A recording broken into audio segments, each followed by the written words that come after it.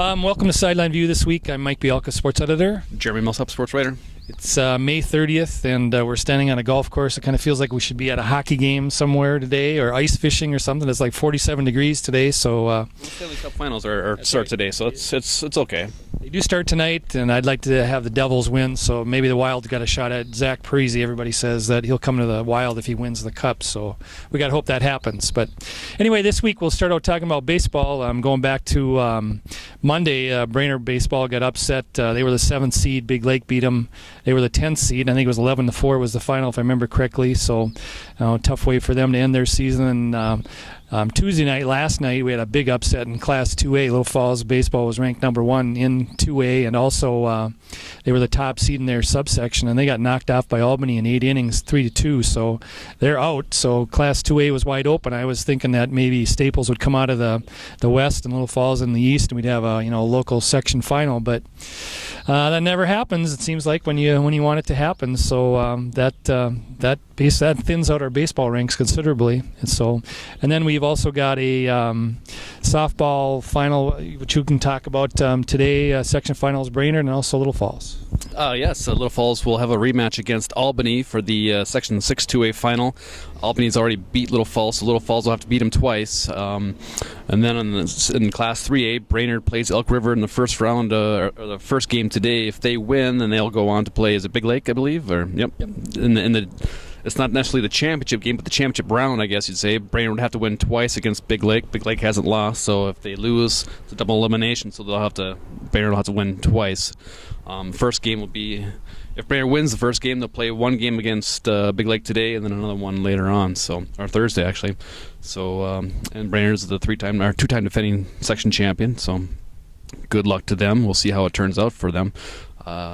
Brainerd boys golf, though, big news last night. They won the Central Lakes Conference Championship. Michael Foley, the individual champion. So congrats to those guys. I know their sights are set a little higher. State tournament, possibly. I know Moorhead is kind of one of the top teams, giving them a push for that number 1 spot in the section. But they seem to be playing well at the right time. So we'll see how that goes.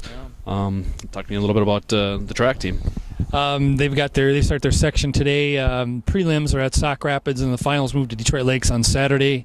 I would think we're going to have our usual 10 or 12 warriors advancing there. I know Jackson Walters had a great year in the 110 hurdles.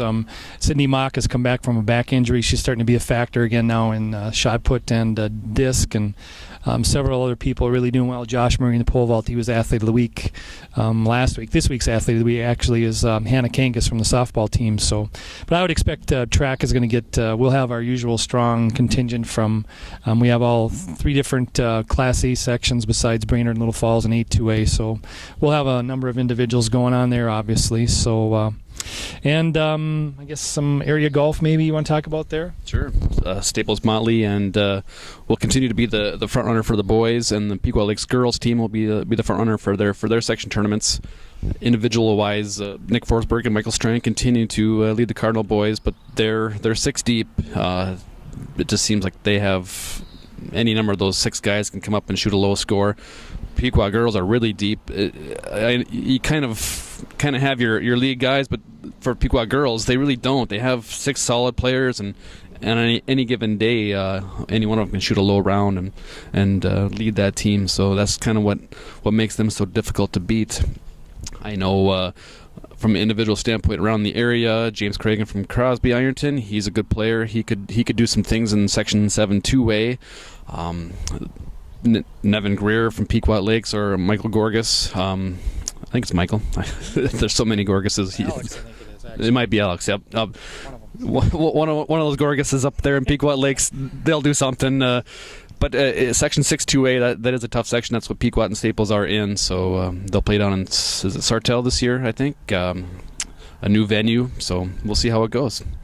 I just thought of today also we have boys tennis. Lenka Zelinska from Brainerd's in the the section semifinals, has to win 1 match and hopefully get a rematch against Riley Bates from St. Cloud Tech, and Bates won 2 of the 3 between those 2 this year, so that would be one heck of a good match to see. And I think that pretty much wraps up our area stuff. And if you can think of anything else, I know the Northwoods League, we have no team this year. They were opening their season this year, so I know you're heartbroken. You don't have any baseball to go to this summer, so Other than that, anything else to cover? Or are we good to go? So thanks for joining us, and I'm not sure where we'll be next week, but hopefully somewhere. So see you then. Thank you.